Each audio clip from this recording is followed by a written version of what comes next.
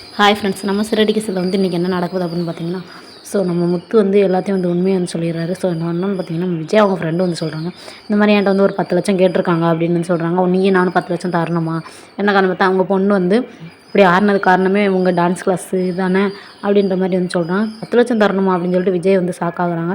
ஷாக்கான வந்து முத்து சொல்கிறாங்க, அதெல்லாம் ஒன்றும் பிரச்சனை இல்லை, பணத்தை வேணால் நம்ம கட்டிட்டு அந்த பிரச்சனையை வந்து சால்வ் பண்ணிடலாம் அப்படின்னு வந்து நம்ம முத்து சொல்கிறாங்க. சொன்னோன்னே பார்த்தீங்கன்னா, எதனால் அவங்க பணம் கேட்குறாங்கன்னு இப்போ தான் எனக்கே தெரிய வருது. ஏன்னா மனோஜ் ரோகிணி தேவையில்லாத சொல்லி போய் அங்கே போய் பார்த்துட்டாங்க. இந்த மாதிரி உங்கள் பொண்ணோட கருவை வந்து கலைச்சிருங்க, அபார்ட் பண்ணிடுங்க, உங்களுக்கு வேறு பையனை பார்த்து வந்து கல்யாணம் பண்ணி வச்சுருங்க அப்படின்ற மாதிரி தேவையில்லாத பேச்செல்லாம் அங்கே பேசியிருக்கான். அதனால தான் அவங்க இப்படிலாம் பண்ணுறாங்க போல் அப்படின்ட்டு வந்து நம்ம முத்து வந்து சொல்கிறாங்க.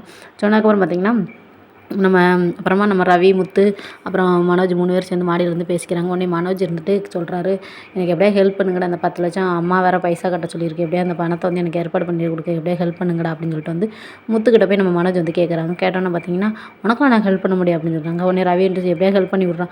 சரி எதாவது பண்ணி பார்க்கலாம் அப்படின்னு வந்து சொல்கிறாங்க. சொன்னோன்னே பார்த்தீங்கன்னா, இங்கே வந்து விஜயா வந்து ரோஹிணி வந்து மிரட்டுறாங்க.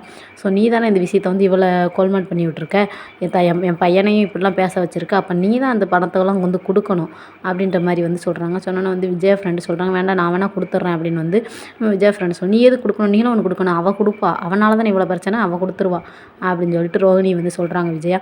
சொன்னதுக்கப்புறம் பார்த்தீங்கன்னா, இங்கே வந்து நம்ம முத்து வந்து போய் நீங்கள் எதுக்கு இப்படி பணம் கேட்டீங்க, உங்களால் தானே என் குடும்பம் அசிங்காச்சு, அதனால் வந்து எங்கள் மானம் போயிடுச்சுல, அப்போ அதுக்கான வந்து பணத்தை வந்து நீங்கள் கட்டி தான் ஆகணும்னு சொன்னோன்னே நம்ம முத்து வந்து பயங்கரமாக கோவம் வந்து சண்டை போட்டார். சண்டை போட்டோன்னா பார்த்தீங்கன்னா, அதுக்கடுத்து சீரியல் வந்து இன்றைக்கி தான் முடிஞ்சிருக்கு. Okay, bye bye, tata. இந்த வீடியோ பிடிச்சிருந்துச்சுன்னா மறக்காம என்ன சேனலை வந்து சப்ஸ்கிரைப் பண்ணி வச்சுக்கோங்க.